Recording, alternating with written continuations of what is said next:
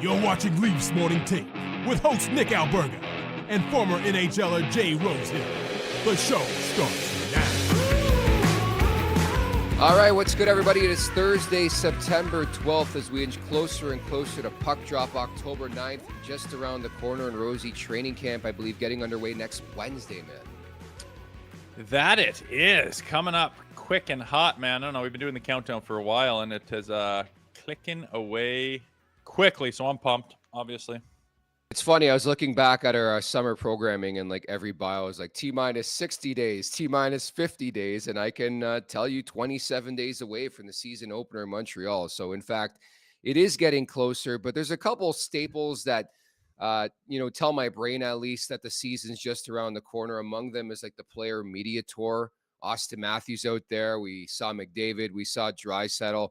I think it's a cool little initiative that the NHL puts together every year. They do one in Europe, I think, just at the beginning of September, and they do one in Vegas. And it's essentially a time for like all the top broadcasters to put commercials together and for the media to ask some questions to some of these guys. Yeah, it kind of kicks off the season. I don't know. When you get all those big dogs together, you're not going to get – I don't really pay attention to it personally. It's cool they do it, but I just don't think you're going to get, any hot takes or any wicked sound bites out of them. But it's just a reminder to me that the season's coming and they're promoting it and they're getting everybody out there with their big boys. And again, a reminder that we are close. I beg to differ on that front because Daily Faceoff's Matt Larkin had a chance to speak to Nathan MacKinnon. So naturally, what would you ask Nathan MacKinnon about? Mitch Marner, the guy he skated with in Vail. We talked about this story a couple days back where Marner's looking fantastic, so determined. He's having the summer of his life entering a contract year. So Matt interviews or talks to Nathan MacKinnon, asks him about Mitch Marner, and this is the response. It's a hard league to win in, and obviously I think Marner gets a lot of flack in Toronto, but he's obviously one of the best players in the league. I play with some of the best players in the league, and then I skate with Marner, and he's right up there with anyone, especially at that Vail, Colorado camp. There's a lot of good players, and he's stuck out as one of the best for sure. I can't get over this camp, man. Like, it's an all-star game. Whoop-de-doo, man. Like, what? It's a bloody – okay – Mitch Marner, here's a fresh sheet and nobody around you, and you can absolutely dipsy doodle and dick around with waist high sauce across the island. It's tailor-made for him. Of course, he looks good in there. We're talking about playoff hockey, mucking and grinding and battling through stuff to win a Stanley Cup. That's where he comes up short. No one's surprised that he looks good and a dick around in Vail, Colorado with a bunch of other stars. Like, I'm not impressed. I don't care. What do you expect MacKinnon to say about the guy? He's highly skilled. I'd go to those dick around things in the summertime with a fresh sheet and no one around you, and I look like I can do stuff, but it doesn't matter. Yeah, I suppose, like, if you're MacKinnon, what are you going to say? I don't think I read that quote and said, oh my goodness, what is Nathan MacKinnon saying? But obviously he's giving respect to the player. I just think every player has a summer of their lives where they look determined and they look motivated. Like, if you're not, then you're playing the wrong sport probably. Well, what do you think? Did you think he was going to go out there and look like shit? Oh, he's tripping over his own feet out there, man. The puck's like an anvil to the guy. Oh, my God. Hey, do you think that's going to happen? No. Do you think MacKinnon's going to say anything other than what he did say? No. So, like, it's absolute. Like, that's the kind of stuff that I just scroll by so fast because it's just drivel, man. I just, oh, my God. Did you guys hear? Sound the alarms. We got to get Mitchie signed up. He's really good in Vail in the summertime. Like, what are you talking about? Of course he is. Everyone looks good dicking around out there. They're the best players in the world. We're not talking about if he's got skill or can make himself look good in a summer skate. Like, we know that. Everyone knows that. We're not talking about that. We're talking way deeper down the layers of, do you want to give this guy $14 million a year for 8 years and commit to him? Or is he got what it takes to get this specific organization to where they need to go in the playoffs? Like, we've said that a million times. Like as if everyone's mind is going to change on Mitch Marner because he looked good in a summer skate. Like, of course he did. Weirdly enough, like, from this infamous Vail skate or skates, there has been no video. I want video to support that thesis. Locked down tight.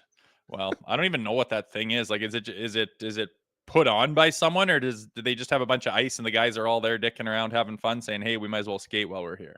You know it. I mean, a bunch of guys skate all the time. There seems to be a crew that's put together in Vale and led by Crosby and McKinnon and others. And I guess Mitch Marner got in the group chat somehow and is like, I'm skating with you guys this year. But I'm not even kidding. I much prefer a video of like Mitch Marner finishing a check than Mitch Marner setting up McKinnon for a beautiful goal.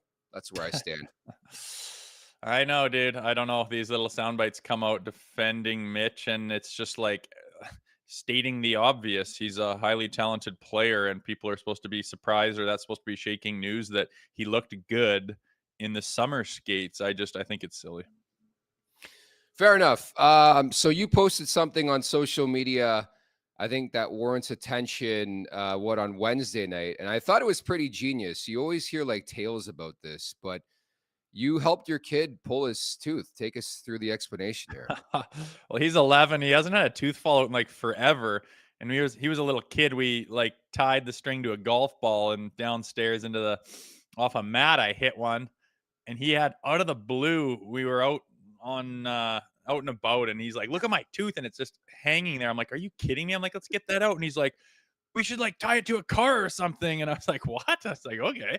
And then he's like, oh, just get your bike. And I was like, okay. And then so mom just grabbed the video thing and we yanked it out right there. His reaction was pretty genuine. It was hilarious. But having fun with the kids while they're still young and at home, man, it's going too fast. You know how I know he's your kid and he's a Rosehill? Absolutely fearless. I think 9 out of 10 kids would be like, holy shit, what's about to happen? Your kid just stood there like so proud. I know he had a little bit of hesitation, but he never second guessed or told me to wait or anything. I know. My youngest is a little bit more of his mom, like a little bit timid. I don't know about this. He'll second guess it, but no, he handled it like a champ. Like I said, his reaction was pretty genuine. It was funny. What are the chances, and I know the game's changed a lot, what are the chances that at some point in their hockey careers, one of your kids drops the mitts? Oh God, I don't know, man. First of all, you're gonna have to get up to the junior level. I don't know. It's wild to think about. I can't even imagine it. I don't know. I don't think I would enjoy watching it by any stretch. It would be more stressful for me than getting into it myself. But I don't even know if that'll be a thing. I guess he's 11. 5 years, and if he's in that, I guess it could happen, man. I've never really thought about it, but I wouldn't be thrilled to watch it over and over again. As a parent, you'd be kind of like, don't lose, don't get hurt, don't get humiliated. But I don't know. Stranger things have happened, and lots of parents have had to be in that boat. So I guess it's something to think about. But I don't envision him being an enforcer or anything like that. At what age do you start to teach them, some ideology, some strategies on how to drop the gloves safely? Because I think that's a big story this summer, and you've talked about this on your show about Matt Rempe, how he's got to evolve. Like that was a big story last year with Rempe. He was sort of reckless the way he fought. Yeah, I've always thought it's so weird that hockey players, when they, say you are a guy that's going to have to drop the gloves X amount of times per year, and you kind of know that. It's just like I had zero training, zero training. I never boxing gloves, MMA, didn't do anything like that. You think an MMA fighter is going to go into the octagon with just completely winging it. It's very odd that hockey players are that way. But I think that's evolved a little bit. Some guys are doing some different training things and stuff. I'm just saying I never really did. But I've had kids come up to me a lot where they're at that, 15, 16, 17-year-old age. And they're like, hey, I'm going to a dub camp right now. If I happen to get mixed up with something, like, what do I do? And at that point in time, I just kind of show them, your automatic response is going to be to duck your head, and you're going to get fed if you do that. So that's number one. Keep your head up, tuck your chin.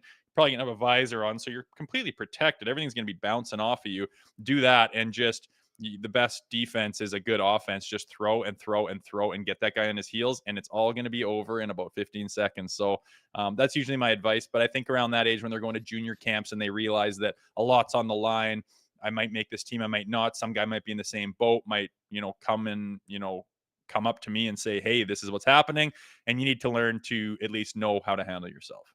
It's interesting to me, man, like even in like 10 to 15 years, how will we view fighting in hockey? Like we sort of feel like it's coming back.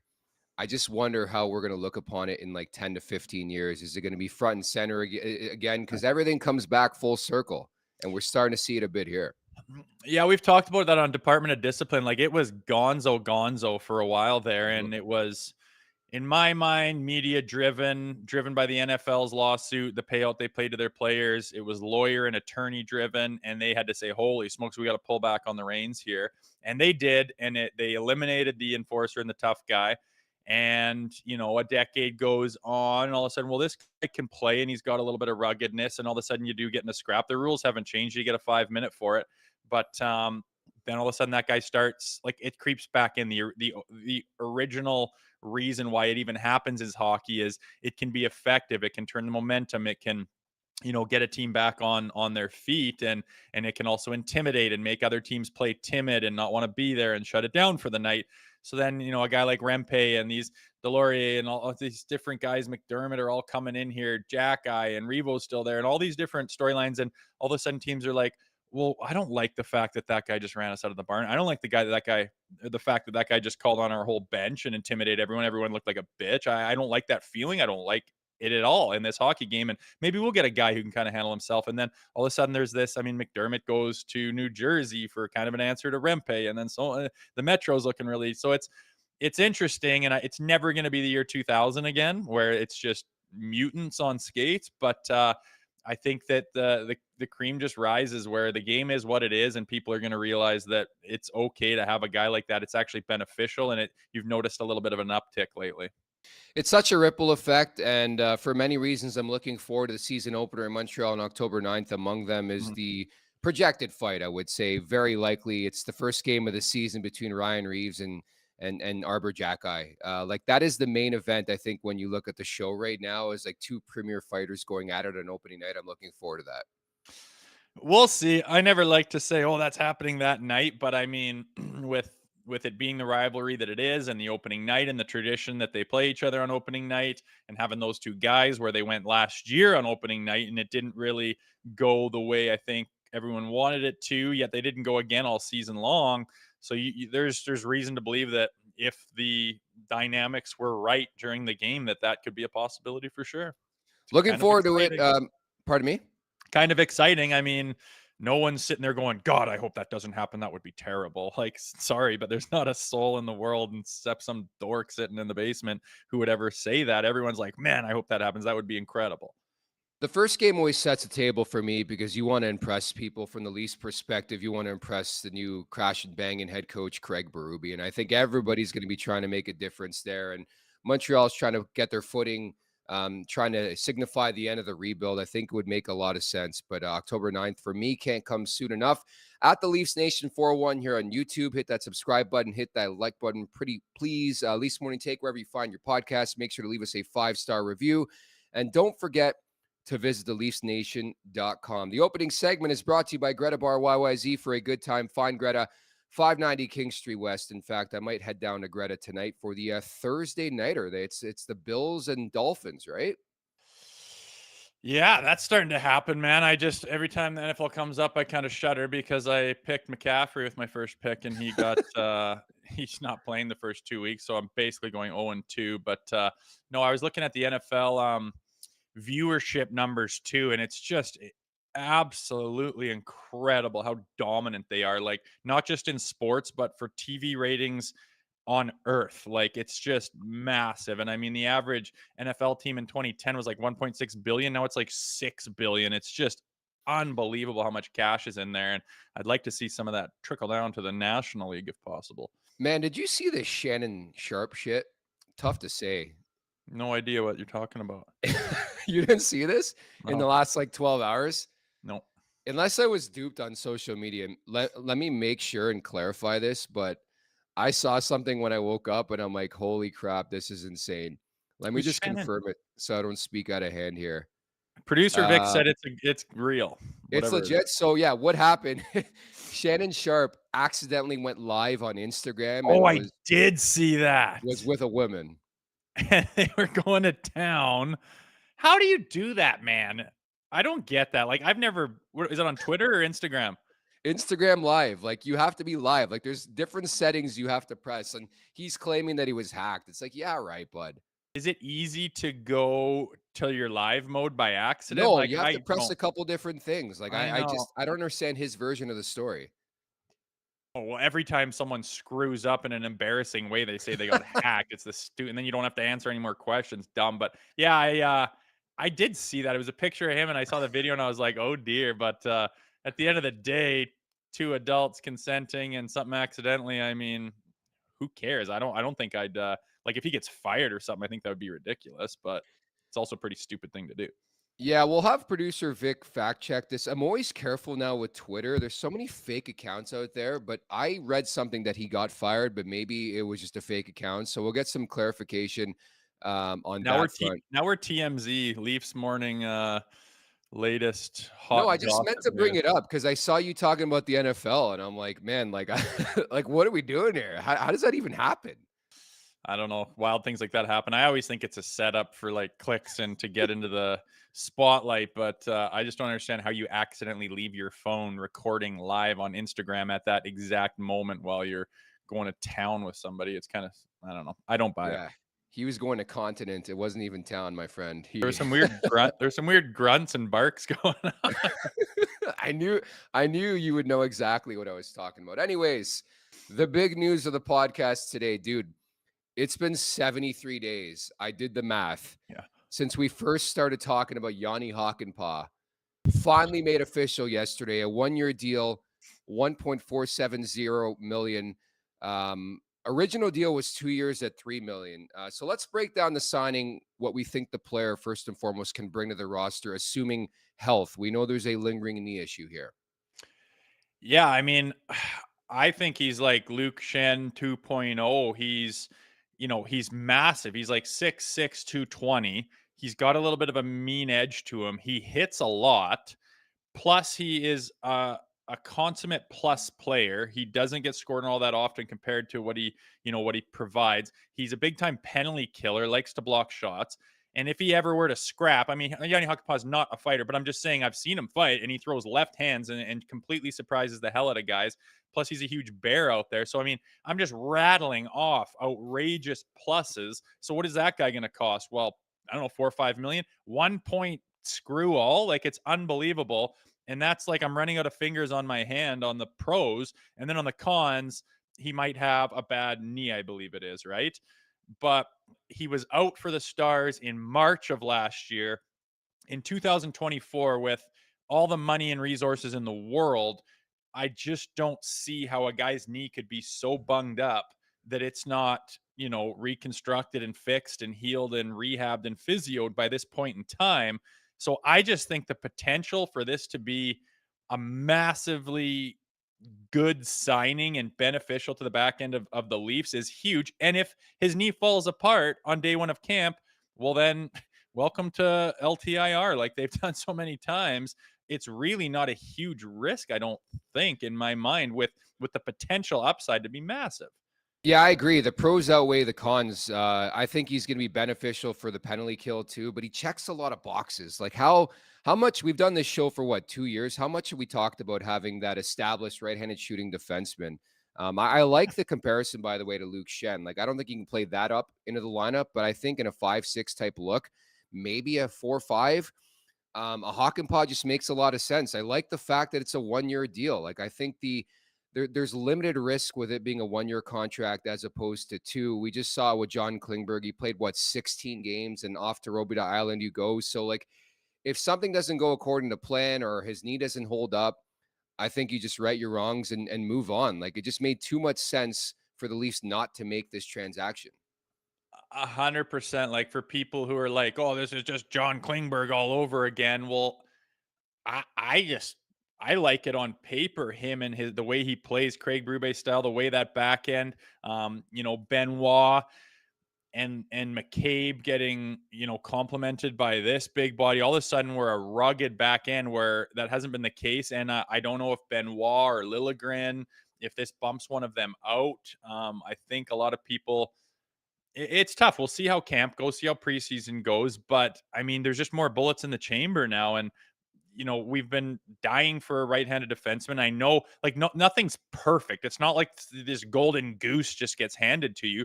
There's a chance that his knee's not perfect, right? There's obviously some cloudiness around there, hence the however many days it was from them when they announced that he was being signed to when it actually got put down on paper. there was some gray area, but you got to think that since March, all the doctors in the world could fix this guy's knee. This isn't 1960 Bobby Orr where you tear your MCL and that could be the end of your career. So I got to assume this kid's healthy. And we just rattled off like 7 huge positives that could really help this team and this back end out. And I mean, it wasn't very long ago. You look at the back end, you're just like, well, I hope Morgan Riley blocks every shot, scores every goal, does every breakout, turns everything to the outside, has a +4, blah, blah, blah, blah. And it's like, and now Morgan Riley is just like a little blip on this back end where, hey, Riley, like you don't have the weight of the world on your shoulders anymore. Go cook with I don't want to say no pressure, but it's like you don't have to carry the weight of this team. You have all these other pieces surrounding you that, I mean, nobody knows, but it could go really, really well. And everyone can look and say, have you seen the Leafs back end lately? And I just am excited for that potential at least. Tell you what, there's got to be some dudes sweating on that blue line. Yeah. Timothy Liljegren, Connor Timmins, I think, has played his last game as a Toronto Maple Leaf. I just think he is destined A, for a trade, or B, for waivers once the season gets underway. I just don't see a scenario, barring injury here in training camp, where Connor Timmins cracks this roster. And the other fascination for me is like a Simone Benoit. Like, I know he had a breakthrough season last year, but how does he replicate things this time around? I think he's going to be in the mix for playing time with the likes of Liljegren and Hakanpää here. Yeah, we'll see where it goes. I mean, I just don't think the Leafs are done making noise. It seems like something's cooking. The Nick Robertson signing and then the Pacioretty being on a PTO right now, but everyone, including the agent, is like, but he's going to sign here shortly. Like, what's with that? There's something in the works in my mind, and some bodies and some money are going to get moved out. It doesn't have to be an earth-shattering thing. They're over the cap by, not a staggering amount by any stretch, but one little deal here that includes maybe a Robertson or Timmins and a little bit of this, a little bit of that. And all of a sudden now it all comes to fruition and you say, that's what they were doing. And this is what it looks like. But yeah, with Hakanpää being healthy and being on the back end and being what and who he is, I think there's going to be some battle, but I don't know, like, Liljegren is, he's their pick. He's a high pick for the Leafs. He's got upside. He's not that old or anything, but sometimes he just kind of has these kind of brain farts where Benoit, to me, is just really quietly solid. And I've said it before, but a defenseman, a stay-at-home, tough, rugged, physical defenseman, if you don't really notice him out there that much, that means he probably had a pretty good game. He's one of those guys that doesn't need to shoot fireworks off and get the second star of the game. And he did that in spades last year. And he quietly and like with a nice little confident look on his face, just knew his job, knew the assignment, banged and crashed, jumped in there to help his teammates when he needed to, blocked the shot, made the hit, kept it to the outside, quietly just didn't cause any kerfuffle in his own end.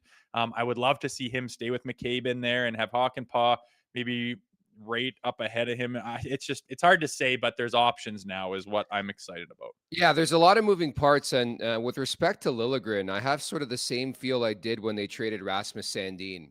I think we've seen enough from Timothy Liljegren in his career to know what this guy is. Like, I mean, if you look at Rasmus Sandin, what he's done in Washington, it's been pretty much the same thing. He's been inconsistent, has been unable to find his footing and put himself, ahead of others in the depth chart. And I think with Liljegren, maybe he's just in need of a fresh change of scenery. And I think from the Maple Leafs perspective, maybe he's the guy that just leaves. But I'd feel comfortable with it. I think it's easier to find guys like Liljegren in this league. And for me, he's just way too soft. I need a guy who's a bit tougher, stronger, and just hard to play against. And I lean that way too. And when when you look at like really good teams and teams that have success in the playoffs and teams like Florida that are just consummately like just built well, you looked at the Leafs and they've always been like, oh, like, what are they going to do? Just like have Marner and Matthews and Nylander just like score 6-7 goals and win 6-5 every night. Their back was abysmal. They don't have any support.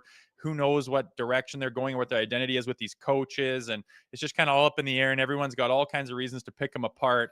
And now I look at it and it's like, you've got high-end talent and firepower up there. You've got some depth behind, which might be, still a bit of a question mark. And then you got a back end that's just big and mean and deadly that complements those big boys. And all of a sudden you're looking at it and goes, this might be a team that can do some damage. They seem like they're, and then behind that, a coach that has a clear identity, who does not waver, who is very clear on his on his purpose and delivers that to the team so that there's no messing around. Everyone's on the same page. This is what we're doing.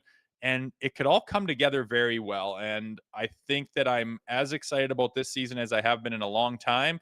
Again, I'm not going to get my pom-poms out and start rah-rahing too hard in the regular season because they're always pretty good in the regular season. But I have reason to believe that this could be a more of a well-rounded team that could do things in the playoffs than they have in the past. Dave writes in, Hakanpaa and OEL could make a nice pairing. That's the other thing to think about. If you head on over to dailyfaceoff.com, they do a great job there. The breakdown of the lines right now would have a pairing, we think, at least on paper. Always careful. Thank you to producer Vic for putting that up. OEL with Liljegren. So I ask you, OEL with Liljegren or OEL with Hakanpaa? I know which side I'm picking. Yeah, I like Hakanpaa, man. Huge plus player, pretty smart, pretty reliable.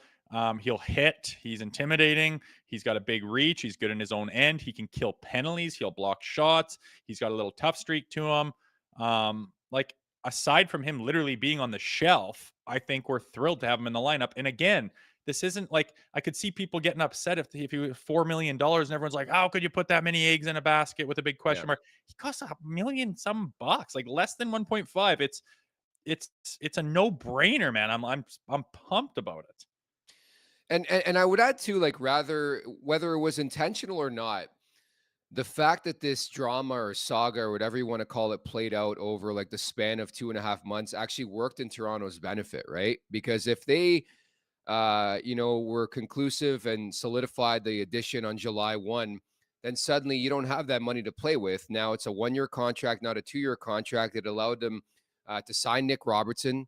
It allowed them to be patient with the Hakanpaa process, and it allowed them to get Pacioretty in the fold. Like we think he's going to sign a contract, but it gave them an ability to do way more and do business elsewhere. I don't know if it was intentional, but it worked out in their favor. I'll say that. Yeah, I think so. And I think that when, like I mentioned, how there's more to come. They're going to put a bow on this and they're going to kind of tidy it up and tie the knot on it right before camp or season or whatever. And it's going to make sense to people who are kind of trying to figure out what's going on. And I don't know exactly what that is. I have my ideas, but I do think that when that bow is tied on this, that people are going to look and say, wow, that was pretty slick. Tree Living, sometimes he takes heat. I see like bad takes that he's like the biggest bust GM. And it's like, what are you talking about? I think that everything he has done so far, and I think that the next little step in all of this will show that, hey, he's thinking ahead. He's got multiple things going. He's got a handle on the business, and he's making moves that lead to positive outcomes for the Leafs. I think that you're going to see here in the next week or two that he knows what he's doing and he's got a vision and he's putting things in place and he's not dumb. He's quite smart. And I think he's going to put a lot of things together. And opening night, I think there's going to be reason to be pretty excited about this team. I'm curious to see what's next. So Max Pacioretty, he gets a PTO in quotations. From what I'm told, it's an unconventional PTO, but he's expected to sign a contract. You talked about Alan Walsh, his agent, pretty much saying he's going to be a Leaf this season. 35 years old. He'll be 36 on November 20th. Last year, 47 games played, 4 goals, 19 assists, 23 points. So it begs the question for me, because I know we really got into the minutia of everything the other day. Where do you expect, like, what's a good spot in the lineup, in your opinion, at least to start for Pacioretty? Like third line left wing, maybe. Does that make sense to you? For me, I think if you're bringing in a Pacioretty, somebody with that track record, I think you almost have to start him in the top 6. And if it doesn't work out, then you're not going to go ahead with the contract. I don't think they're signing Max Pacioretty to be a bottom 6 player. I would not be shocked if he starts game 1 of camp and he's with Austin Matthews and Mitch Marner. Like I foresee Pacioretty on the wing with either Tavares or Matthews. And maybe, again, the wrinkle, I don't know if you saw this report today, but here we go again. Training camp just around the corner. There's reports that Willie Nylander might play center this season. So maybe it would make sense if you're not numbering your lines, if Pacioretty lines up with John Tavares and it's on a third line.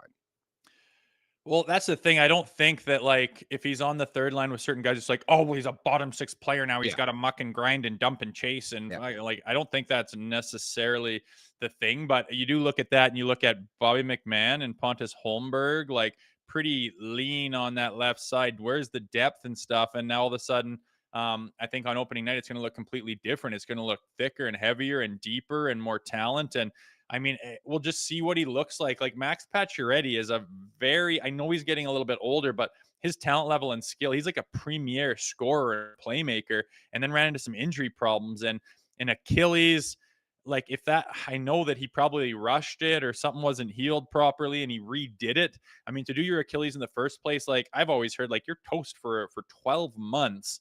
And then to do it again, it's like, oh my God, like no wonder he's like, marked as this band-aid who's totally done, blah blah. I mean, it's a terrible injury, but if that thing's healed and fixed, which it's just got to be by now, and it's, I don't know how much an Achilles is a factor when it's in a skate, because I'm pretty sure he hurt it off ice. Like if that's not an issue, then I think the Leafs are going to look like geniuses bringing this guy in, because he's only going to benefit them. And if it's in the top line, like playing with Matthews and Marner, Nylander, whatever, or if it's down a little bit more in just whatever 4 or 5 more limited minutes, I think he can be super effective, assuming he's going to stay healthy. And I mean, the knock on the Leafs right now, for anyone that wants to, be a naysayer about them, is you're just going to say, oh, well, watch us blow up in their face when all these injuries come to fruition. And if that happens, let's say Wool goes down, Pacioretty goes down, Hakanpää goes down, it's just like, yeah, that's going to be a disaster, but you got to have reason to believe that's not going to happen. I don't think the powers that be would be signing these guys up unless they thought, no, I think these guys are 100% ready to rock and we have faith that they'll be healthy. Yeah, it's another low risk, high reward type play. I mean, I think to the point of the question, I think there's a lot of moving parts. Like you filter in Max Domi into the conversation. Is he going to play up the middle? Is he going to play the wing? What do you do with William Nylander? Is he going to play the wing? Is he playing up the middle? That's why I'm so curious, day one of camp, what the initial configurations look like. But for me, at least, and I know the player is mid-30s and going to be 36 in November, I still know what Max Pacioretty, when healthy, can bring to the table. And I think he would flourish maybe, obviously playing with the best center he's ever played with in Austin Matthews. Like at the very least, I can tell you right now, I think they'll give that trio a look. Pacioretty, Matthews, Mitch Marner. Yeah, I think so. And I don't think there's any reason why anyone, especially sitting on the internet, us or people at home, to say, well, these are what the lines have to be. Like, we don't know how guys are going to look. That's what camp is for. That's what preseason's for. That's what October's for, is figuring out like whose vision sets up with the other guy, who likes to go to the spots that complement where this other guy likes to go. You got two guys that like to go to that same spot and they're looking at each other going, well, who the hell's going to go get that thing? Like then all of a sudden the coach is like, okay, these guys are having trouble getting on the same page. Like that's just chemistry. That's just playing with guys. And we don't know who's going to look good together, but they're going to play them all together. And I mean, I don't think to the level of Sheldon Keefe where it's a week before puck drop of the Stanley Cup playoffs and you're just mashing the blender button again, just throwing guys together. I think, Craig Berube will give everyone a try and a look and try to see where the dust settles and who looks good together, and talk to the guys as well and be a good communicator on what's looking good. What do you see? What do you feel? Let's break down video. Did you like this play, that play? What were you thinking here, there? Get the guys together. And when the dust settles, it looks like this. And we don't know what that's going to be because that hasn't happened yet. So I don't really like to say, well, this guy should play with him. But I think that there's umpteenth more possibilities than there was at the end of last season, or in the middle of the summer, or after the first couple days of free agent frenzy. I think now it's starting to look like, hey, this could potentially be something, and everyone's going to start off healthy, so we've got that going for us. And no one that we've got so far has broken the bank or blown up the cap or anything like that. So I think all the additions make sense and are positive and have reason to give a lot of hope to Leafs Nation. Yeah, that's the big thing too that you mentioned there that I gathered was chemistry, right? Like just because it looks like something might work on paper doesn't mean it's actually going to come to fruition on the ice. And I think it's important to stress that.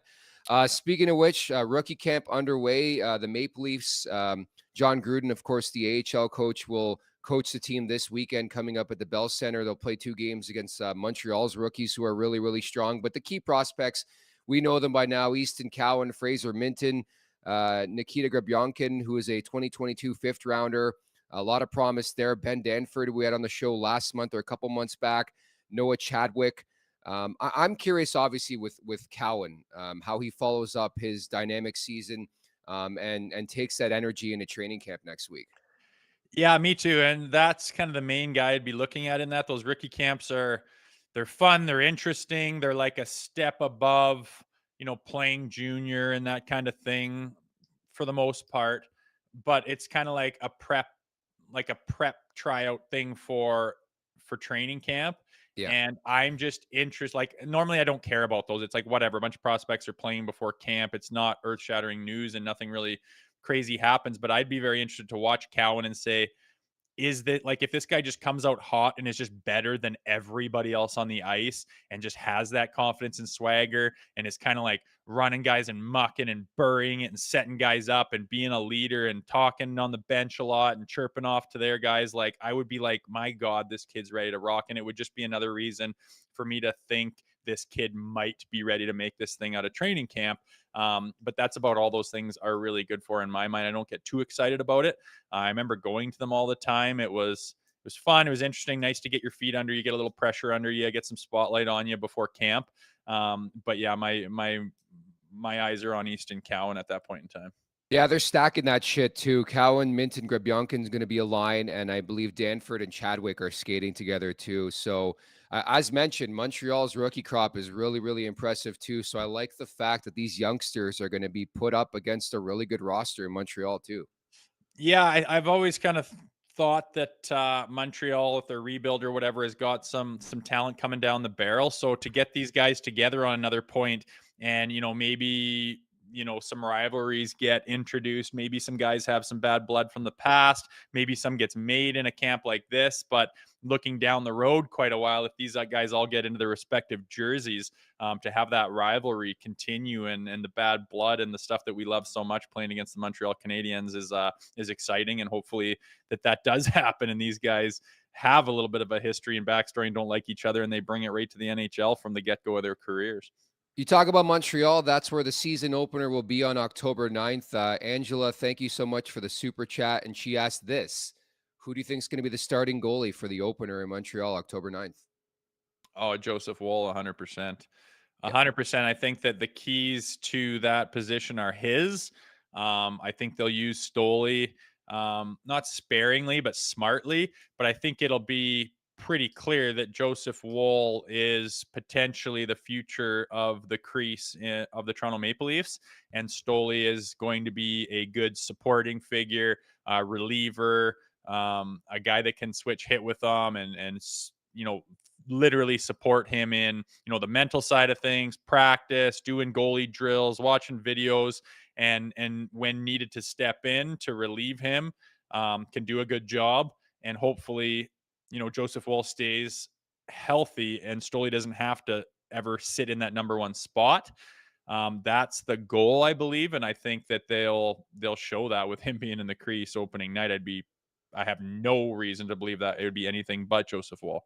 Yeah, no need to overthink it. Of course, they got the back-to-back. They're in New Jersey to take on Sheldon Keefe on the Thursday night after the Wednesday opener, and maybe the thinking could be, I'm just putting it out there, that you're playing an inferior opponent in Montreal. You go with Stolarz in the opener, and you go with your better goaltender in the game, a huge game, a revenge game in Jersey against Sheldon Keefe on the Thursday. But I'm right there with you. I go with Joseph Woll.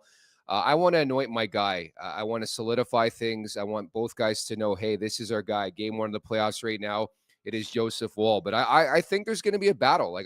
We've talked about this a lot. We had Anthony Stolarz on the podcast. I think he's way better than people are giving him credit for, and I want to see him push. I really want to see him push Joseph Woll this season.